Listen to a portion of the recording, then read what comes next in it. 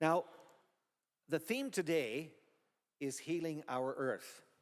And John and Gayla, when they were away, said you can preach on whatever you want. But if we've chosen a theme, I sort of feel we should continue on that.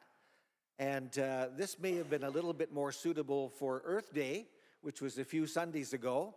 But hopefully it's not too repetitive, and hopefully there'll be some ideas that I can share that you haven't heard before. When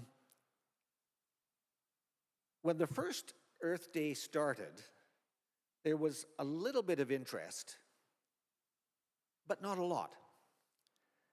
And then in 2010, a group did a study and came out with a report. And it was the Pew report, not P-E-W or Pew, but P-U-G-H, if you want to look it up.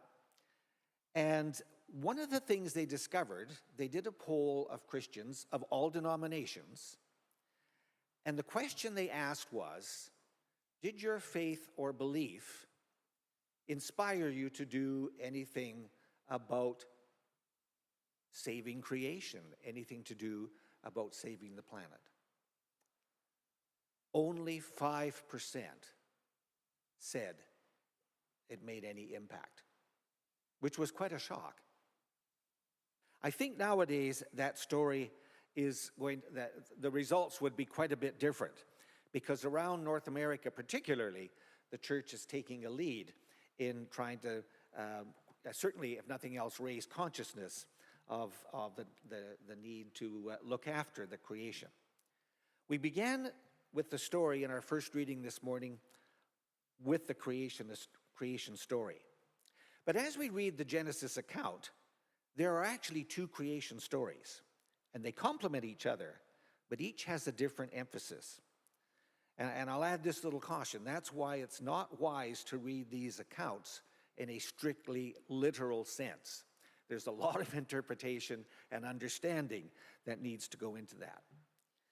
When God completed creation, however, he did it, and he saw it was good. Now, in the second story of creation, we see that God creates man out of the dust of the ground. And in both stories, man is given dominion over this creation.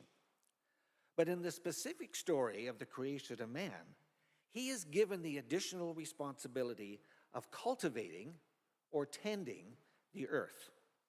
Now, here a tension appears. Dominion has the implication of authority in its very wording. But cultivation or tending comes from a Hebrew word roughly meaning to serve.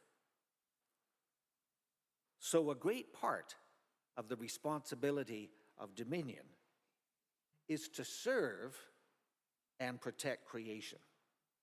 Now here we see a split between Christian views on this topic.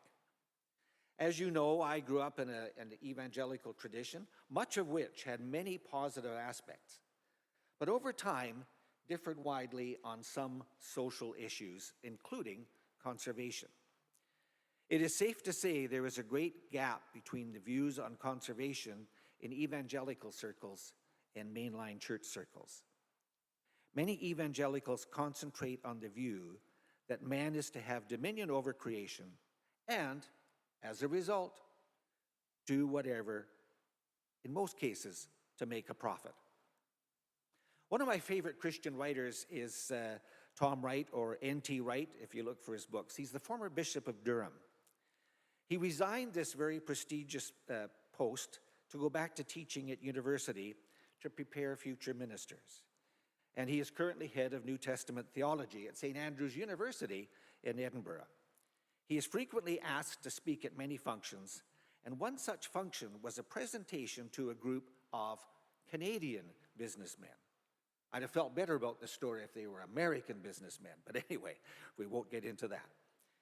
In the responses to his talk, which emphasized the need for Christians to be more aware of the conservation issues, he was startled by the views of many of the participants who came from evangelical church backgrounds.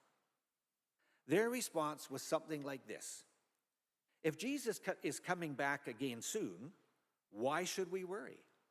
And they went on to point out to him a number of verses they chose which said Christ was coming back again very soon and the old order was going to be destroyed anyway. Well, I would not argue with N.T. Wright, who was an eminent theologian and an eminent church historian, but he tried to point out to them this very simple fact.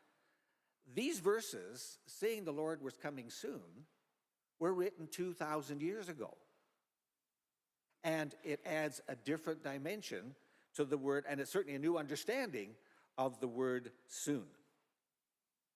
So N.T. Wright, being a very charitable Christian, just simply said at the end of the discussion, which really went nowhere, he just simply saw this as a gap in the understanding between North American evangelical emphasis and the British or European emphasis. And he said he found in North America many evangelicals were simply focused on end times thinking. And there seemed to be an escape mentality from the earth, which was not consistent with the ministry of Christian teaching over the centuries. When we look at the early church, we see that it was far less focused on getting people saved and off into heaven, as they were on working to establish the kingdom that Jesus had come to establish and making all the wrongs of the world right. Reverend Galen and Reverend John regularly remind us that we are an Easter people. We have been energized by the resurrection to make these changes in our world. We cannot stress too strongly or too often that the whole message of Jesus, of his life, death, and resurrection, is the coming together of heaven and earth, as we heard in the second reading this morning, not their separation. Jesus rescues and claims us in order that through us, he may rule the world in the way he intended since creation. So as we look at the environmental issues surrounding us, we see a daunting task, and one which we really cannot escape, even if we would like to. Thank you, Kendra. In my studies for lay ministry, I had to prepare two specifically detailed studies. One was on Revelation, which was interesting, and one on the minor prophets.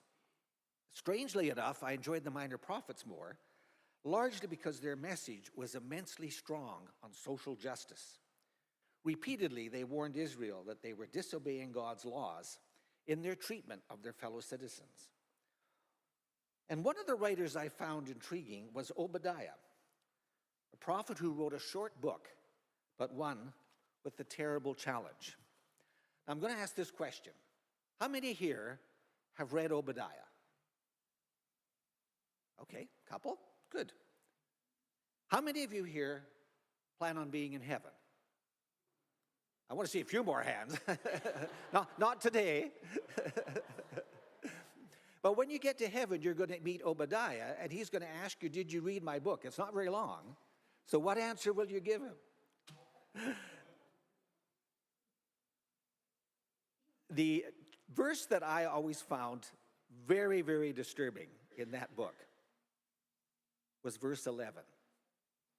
And it captures the events that were happening at the time. Israel, as usual, even today, was under siege.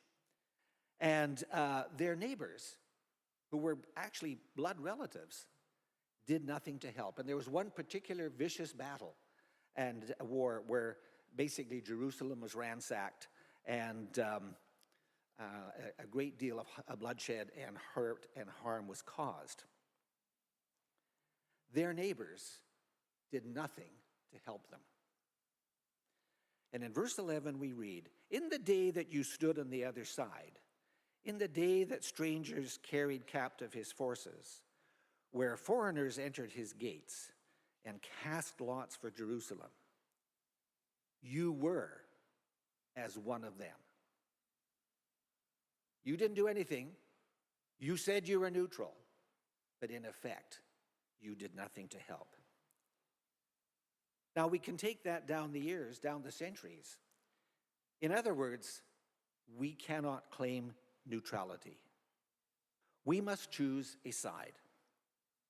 From the days of creation through the Old Testament and the New Testament into the church age today, God has an expectation of his people who are made in his image that we will work to establish his kingdom of justice and fairness. And there are many issues today that we as the church must address, and conservation is one. In preparing for today's message, I was staggered to read that North Americans dump over 88 million tons of plastic in our oceans every day. Now think of that. That's daily, 88 million tons. By 2050, scientists have calculated that the plastic waste that makes it to our oceans will outweigh our fish. And as we look at that and some of these and other problems facing our earth today, it would be easy to throw up our hands and give up and say, well, I can't do anything. But God does not give us that option. I once heard a story of a little boy who lived near the seashore, and there he had seen many wonderful and amazing things. He developed a love of the sea and its creatures. One day, a particularly fast tide had left literally hundreds of starfish stranded on the dry land. Knowing their fate, if nothing was done, he started to pick handfuls of starfish up, carry them to the water's edge, and throw them into the sea. A man watching kind of sneered at him and said, "There are so many stranded, what good will your actions do?" He replied, "It will make a great deal of difference to the ones I can get back into the sea." I heard a beautiful story. Now, this is a true story, not a preacher story.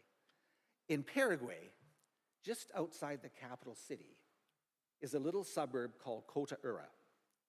It is in reality a slum where 25,000 people live right at the very edge of the capital's landfill. And there, 3 million pounds of waste is dumped daily.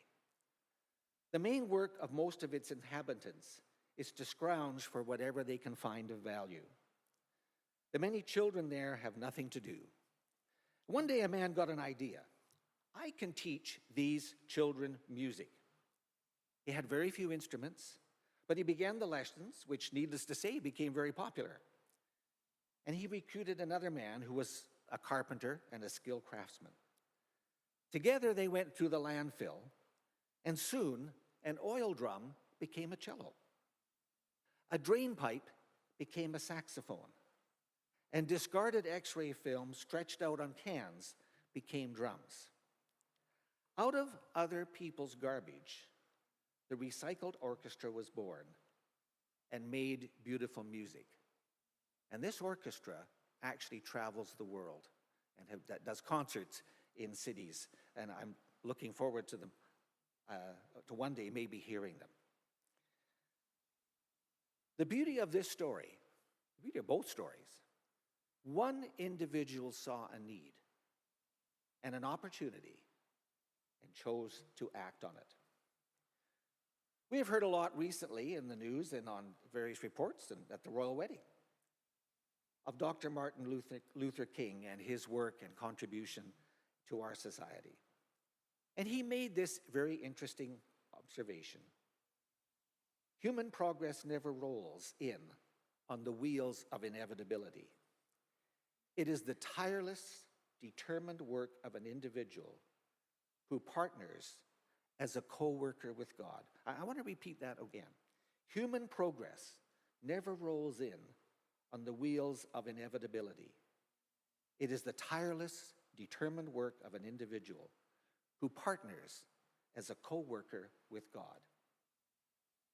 So too, in our world, we must start somewhere.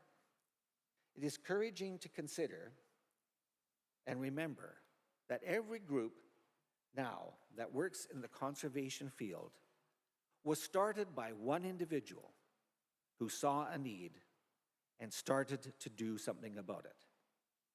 They were open to the conviction, as we read this morning, this is God's world, and it was good, and we must do something to protect it.